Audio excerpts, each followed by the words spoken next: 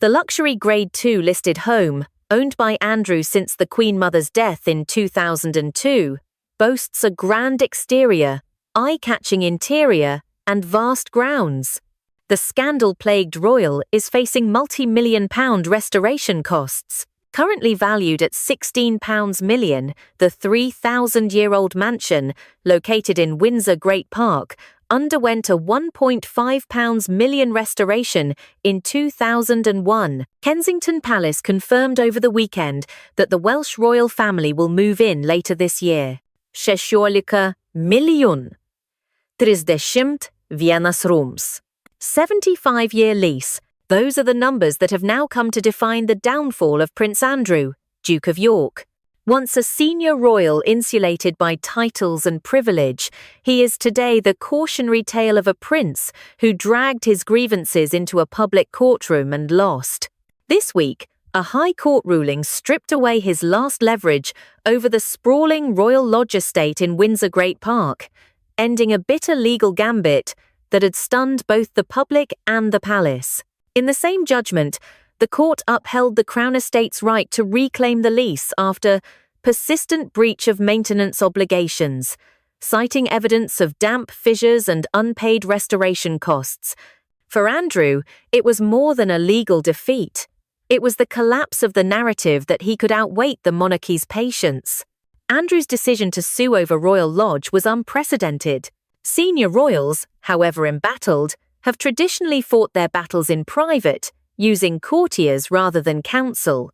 But in June, the Duke's lawyers filed a claim challenging Buckingham Palace's procedural overreach in threatening to revoke his lease, a move widely seen as an act of defiance against his brother, King Charles III.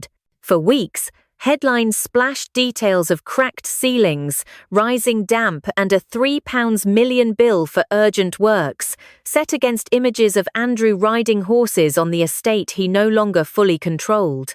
Public opinion, already sour from past scandals, turned glacial. Polling by the Sunday Times found that 78% of Britons supported eviction if the Duke refused to pay. When the ruling came down this month, it was a rout.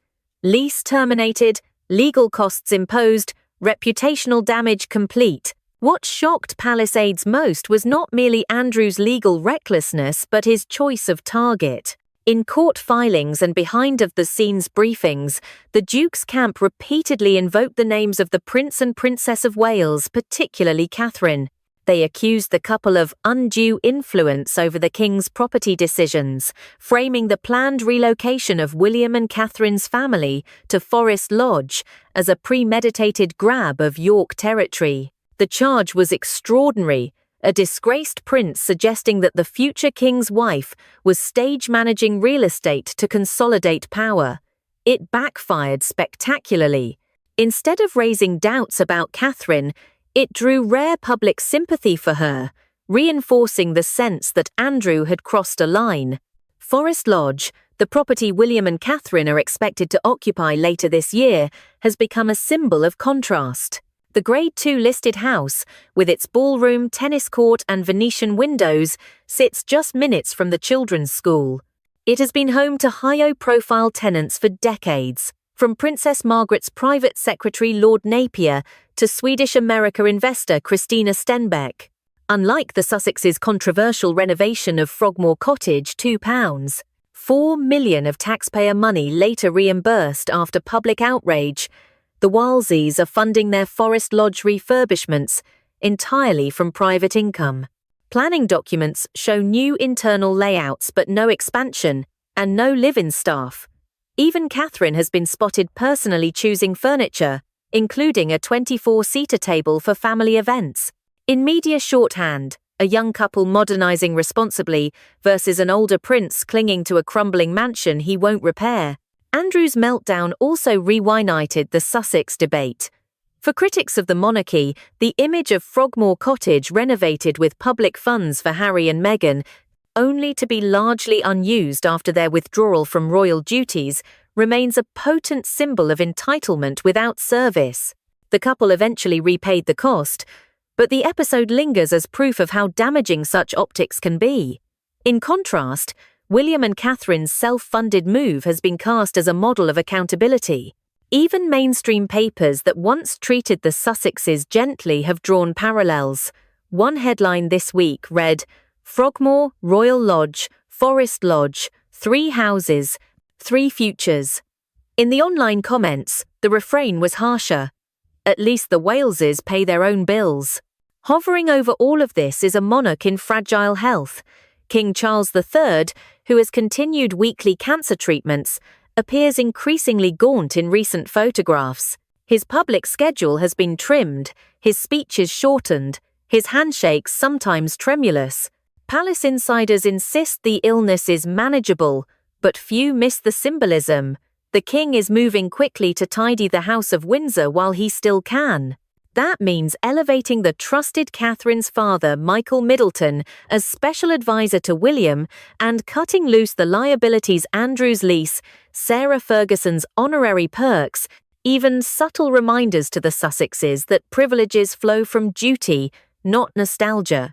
One senior aide put it bluntly to the Telegraph. His Majesty does not want to die leaving unfinished business. He is building the future now. In that future, Catherine is not merely a consort, but an axis. Her daughter Charlotte, already installed as junior patron ambassador for youth engagement at Wimbledon, is being groomed as the steady second to Prince George, echoing the Queen Anne dynamic of a previous era. William, more confident than ever, is hosting heads of state and shaping policy discussions. And Andrew? He is a cautionary headline, a symbol of what happens when entitlement outlasts utility. His courtroom defeat was not just a property dispute, it was a public verdict on a generation of royals who mistook inherited privilege for perpetual immunity. Behind heavy drapes, in furious private briefings, and whispered family dinners, the York family, humiliated by the ruling, didn't retreat in silence. Instead, they retaliated not in courts, but in corridors. Their target? The rising power of the House of Wales, and particularly, the woman now seen as its moral and strategic centre, Catherine. Multiple royal correspondents confirmed that in the weeks following the court's decision, sources close to the Duke of York began a quiet smear campaign. Carefully worded messages were fed to tabloid-friendly editors, suggesting that William and Catherine had actively lobbied to have Forest Lodge cleared for themselves, implying favouritism, manipulation, even a breach of protocol. At least 2 stories hinted that Michael Middleton, Catherine's father and now a formal advisor to Prince William, had influenced real estate decisions by exploiting his unofficial access to the king. The palace refused to comment. But the effect was clear. Andrew and Sarah were not just bitter, they were publicly declaring war on the future king and queen. What infuriated insiders was how personal the attacks became. One leaked claim accused Catherine of using her media darling image to push unpopular royals like the Yorks to the edge. Another suggested she was strategically positioning her children to fill the void left by Andrew's daughters, Princesses Beatrice and Eugenie. The attacks were clumsy, but they struck a nerve. While the Yorks fought noisily, Camilla, Queen Consort, played a quieter, more enduring game. According to senior aides, she used the Royal Lodge crisis as leverage in her ongoing and mostly unspoken ambition to embed her son, Tom Parker Bowles, deeper into royal advisory circles. Several months before the court ruling, sources confirmed that Camilla had suggested Tom be granted an informal cultural consultancy role tied to royal heritage and public image. She framed it as harmless, a continuation of his public-facing culinary and heritage work. But palace officials, aware of the optics, declined. Behind the scenes, King Charles instead tapped Michael Middleton, a trusted, apolitical figure, to serve as William's new personal advisor. The decision humiliated Camilla. Her son had been passed over in favour of Catherine's father. Insiders reported an icy tension between Camilla and the Middletons at recent royal events. At one garden party, Camilla reportedly made a barbed remark about some people confusing service with social climbing. But the rejection of Tom Parker Bowles wasn't merely personal, it was structural. In the post-Elizabeth monarchy, every appointment is a message. And this one said, "The future runs through the Waleses, not the Windsors by marriage." If Catherine is the palace's new moral axis, Princess Charlotte is its rising emblem. Her appointment as the junior patron ambassador for youth engagement at Wimbledon, a title unheard of for someone so young, was no coincidence. Palace insiders said the idea was Catherine's, backed by William, and swiftly approved by the king. It was meant to serve two functions. First, it signalled continuity. A young royal actively taking part in British cultural institutions, echoing Queen Elizabeth's lifelong approach. Second, and more subtly, it positioned Charlotte as the new generation's trusted face, especially important after years of reputational damage from the Yorks and Sussexes. "The Wales children are being shaped with duty in mind," one royal aide said. "This isn't about titles, it's about trust." Charlotte's first solo walk onto Wimbledon's courts, dressed in soft blue, captured media headlines and social media alike. But to royal strategists, it marked something more significant: the quiet shift of public attention away from the disgraced branches of the family tree and onto the ones actively growing. Within palace circles, the move to Forest Lodge has been dubbed the Windsor divorce. Not from the monarchy, but from its dysfunctional factions. With Adelaide Cottage too small for a growing family and Royal Lodge embroiled in scandal, Forest Lodge was hand-picked by William and Catherine for its symbolism as much as its size. They are funding the renovations themselves, unlike Harry and Meghan's taxpayer-funded overhaul of Frogmore Cottage. No staff will live in, no ornate expansions are planned. The message is clear. This is not about grandeur. This is about independence. According to a leaked briefing, William told aides, "We need to show what modern monarchy looks like. Quiet, dignified, capable, not loud, and entitled." The quote, widely interpreted as a jab at both Andrew and Harry, marks a philosophical shift. It's a house, but it's also a statement. Amid all this, the king's declining health hangs like a ticking clock. His recent absences from state events have sparked concern, despite official assurances. One insider described him as focused but fading, and palace sources confirm contingency plans for a regency-style transition, one where William increasingly steps into roles before any formal abdication. It is no coincidence that these moves, Catherine's elevation, Charlotte's title, the rejection of Andrew and Camilla's proposals, are all happening in rapid succession. The monarchy is recalibrating, and Charles is overseeing the transformation while he still can. There is no official transition date, but unofficially, the future is already arriving. We dive deeper into the Middleton family's rising influence, how Catherine's strategic silence has disarmed critics, and what the Sussex camp is saying now that Catherine and William are asserting total control inside the royal family. While tabloids exhaust themselves spinning tales of palace catfights and secret alliances, a quieter and more powerful reshaping of the monarchy is underway, and the architects aren't titled nobility or embattled dukes. They're the Middletons. Once viewed as mere commoners who had married into royalty, the Middletons have now become essential gears in the machine that will run Britain's post-Elizabethan monarchy. And leading the charge without ever uttering a single controversial word is Catherine, Princess of Wales. It began, as most shifts of power do, not with fanfare but with function.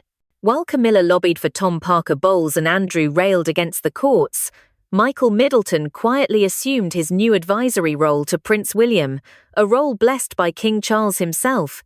Officially, Michael acts as a personal senior advisor to William in matters of legacy, youth programs, and public image.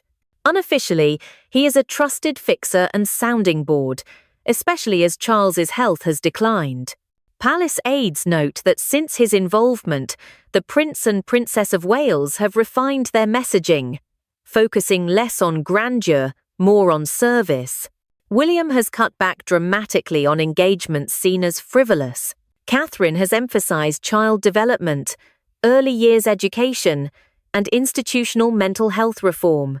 And while they do it, Michael Middleton is often behind the scenes, coordinating strategy like a seasoned political chief of staff. His presence has stabilized the household, and it hasn't gone unnoticed. As smear campaigns from the York simmered and Sussex-friendly outlets reignited attacks, Catherine responded with what has now become her signature weapon: silence. No comment when tabloids implied she pushed Charlotte ahead of Beatrice and Eugenie. No denial when social media accused her of sidelining Camilla. Not even a flicker of defense when Andrew's supporters accused her of encouraging her father to profit from the crown. Instead, she let the optics speak for themselves. At every engagement, Catherine has stayed on message, smiling, listening, working. Her speeches, though rare, are precise and values-driven, and it's working. According to a recent YouGov poll, Catherine holds the highest favourability rating of any working royal, outpacing William, Princess Anne, and even the late Queen in her final years. Her composure isn't just admirable, it's lethal. In a monarchy built on perception, silence can be a sword. And Catherine wields it like a master. Not everyone is applauding. Across the Atlantic, the Sussexes have been watching the Wales family's rise with increasing frustration. A source close to the Sussexes, one frequently quoted by pro-Harry media, recently stated, "Harry and Meghan stepped back from royal duties, yes, but watching their niece and nephew be fast-tracked into symbolic roles, while their own children are completely cut off from royal recognition, that stings." The comment came after Princess Charlotte's appointment as junior patron ambassador at Wimbledon, a role that stunned American audiences, especially given that Lilibet and Archie haven't received any formal honours or visibility from the palace since their birth. But insiders say it's more than envy, it's about legacy. The Sussexes reportedly believe that their children are being erased from the future of the monarchy, while Charlotte, George, and Louis are being woven into it, with Catherine and Michael Middleton orchestrating the narrative. And then came the tax backlash. While Catherine and William fund their Forest Lodge renovations privately, revelations have resurfaced about the Sussexes' past use of public funds, particularly the £2.4 million spent on Frogmore Cottage renovations before their royal exit. Although Harry and Meghan have since repaid the amount in full, critics argue the damage to public trust lingers. Royal historian Dr. Edith Granger commented, "Repayment is not erasure. The issue was never just money, it was the symbolism, taking taxpayer funds for a life you then abandon, that stains the institution." The contrast couldn't be starker. Catherine and William's renovation plans, including custom sustainable furniture and the removal of any live-in staff, are being held up as an example of modern, ethical monarchy. By contrast, Harry and Meghan's former property remains vacant. And as it sits, unused and gated, it has become a symbol of disconnection between privilege and responsibility, between headline and heritage. The family's centre of gravity has moved. It now rests in the hands of a family once mocked as middle-class climbers, the Middletons. This shift isn't just about Catherine's titles or Charlotte's charming appearances. It's about a different philosophy of monarchy, one grounded in service, discretion, and quiet strategy. And as King Charles's condition continues to limit his appearances, that philosophy is becoming policy. In the coming chapters, we'll see just how far that transformation goes, and whether the Queen Consort, the Sussexes, or the remnants of the York dynasty will mount a real challenge. But for now, the House of Wales and the Middletons behind it are ruling without a crown. We expose how King Charles's declining health has triggered secret succession rehearsals, why Catherine was quietly put in charge of royal diplomatic outreach, and how one leaked dinner seating plan at Sandringham revealed who really holds power now. The royal family's winter retreat has long been a place of tradition: tartan blankets, roast dinners, and age-old family protocols. But this past summer, a subtle change at the dinner table cracked open the real story of the monarchy's future, one that no royal aide could deny. even if they refused to speak on the record. It started with a seating plan. When guests arrived at Sandringham House for a private family dinner including select advisors, extended family, and foreign dignitaries, they were met with a dining arrangement that stunned even seasoned insiders. At the head of the table, not King Charles, not Queen Camilla, but Prince William with Princess Catherine seated to his right. Officially, King Charles is still sovereign, head of state, and spiritual figurehead of the Church of England. But behind palace walls, his ability to carry out those duties is under growing strain. Royal aides confirm that Charles has quietly cancelled or deferred over 27 engagements in the past 6 months due to ongoing fatigue and specialist medical guidance. While no official statement has labelled his condition terminal or incapacitating, whispers from multiple staffers paint a clear picture. The king is no longer capable of day-to-day governance, and the monarchy, which thrives on ceremony and visibility, cannot wait.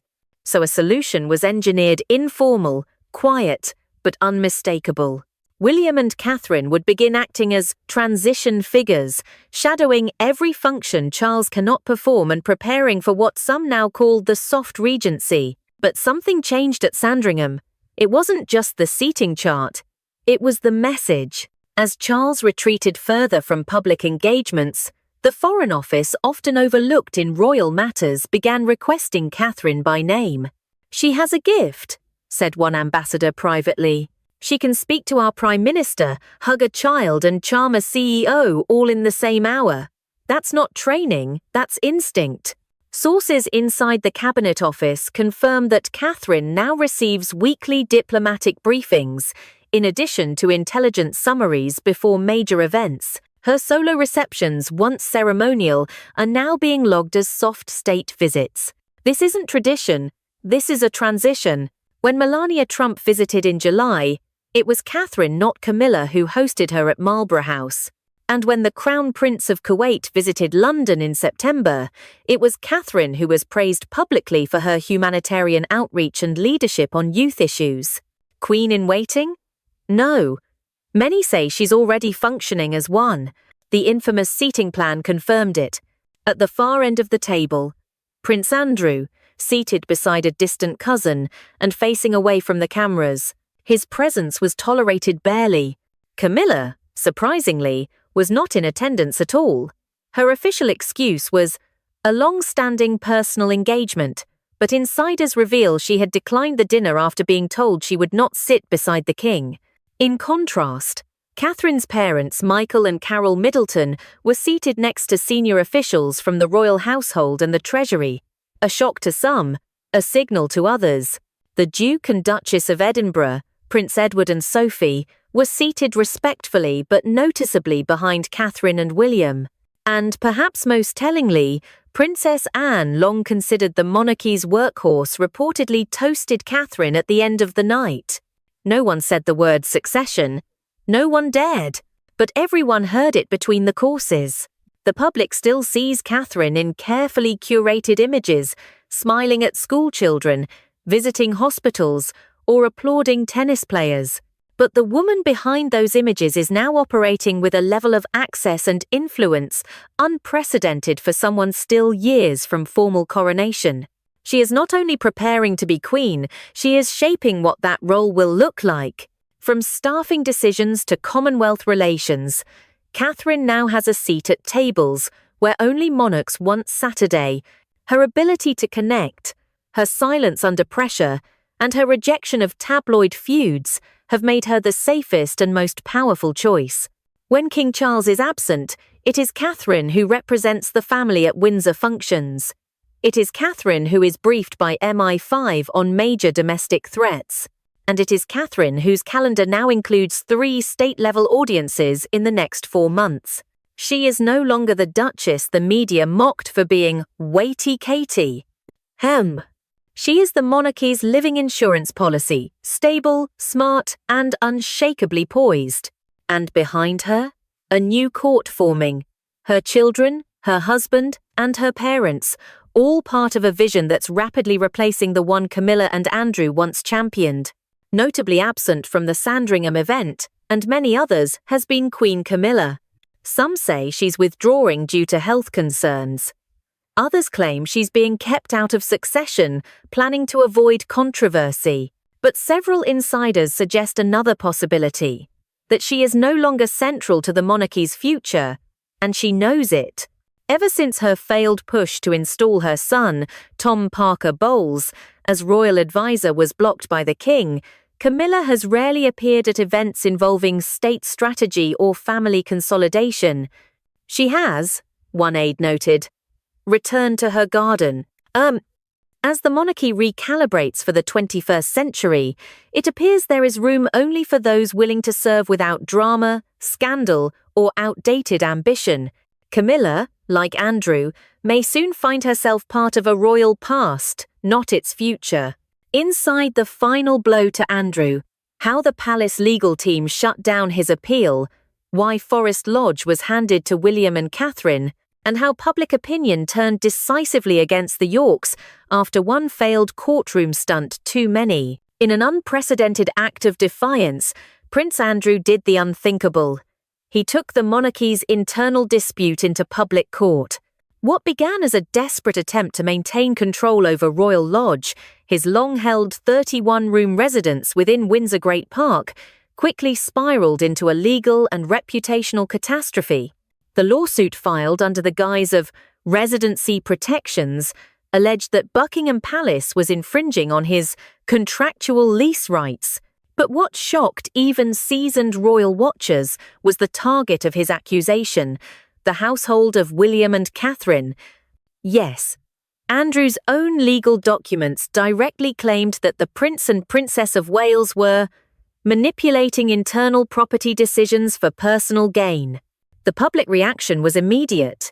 Headlines screamed betrayal. Commentators across the UK denounced the move as royal treason by legal paperwork.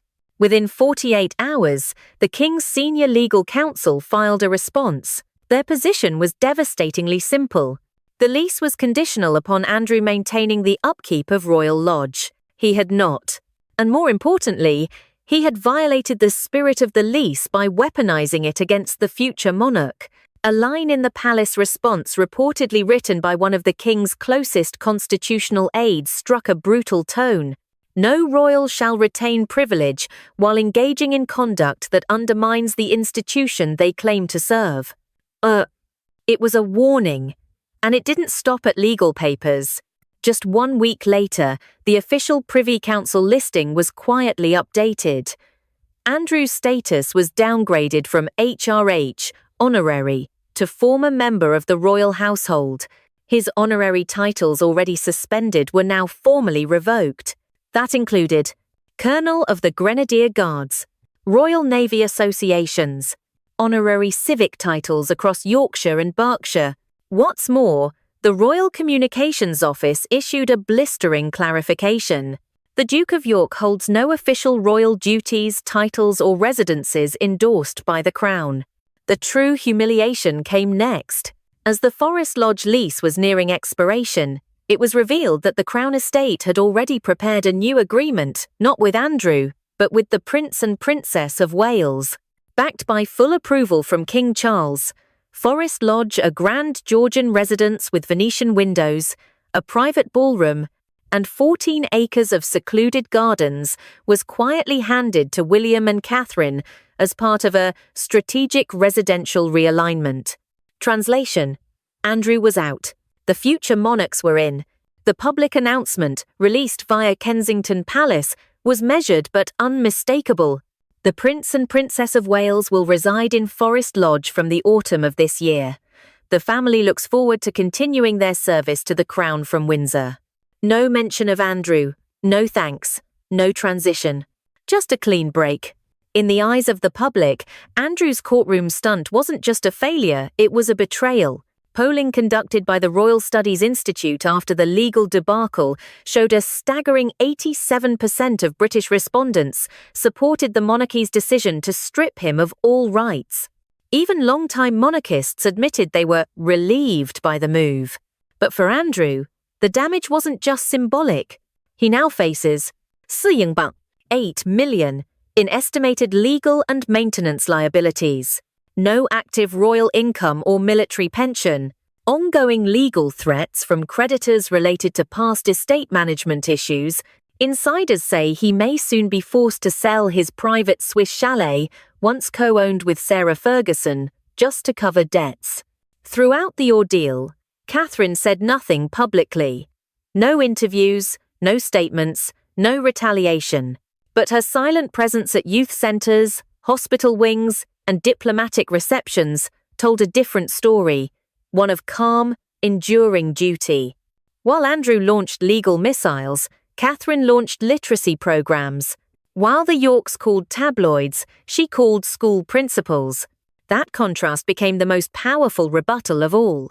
As one royal historian put it, in trying to bring her down, Andrew elevated her. The final insult came not from Catherine or William, but from the king himself. Weeks after the court loss, Andrew attempted to send a private letter of reconciliation to Charles. According to leaked correspondence, it was returned unread, marked simply, "No longer applicable to royal affairs." With that, the door was closed. Not just to Royal Lodge, but to the royal world entirely. The monarchy after the storm. How Charles's fading presence, Catherine's moral leadership, and the exile of Andrew, Camilla, and Harry are shaping a new future for the crown.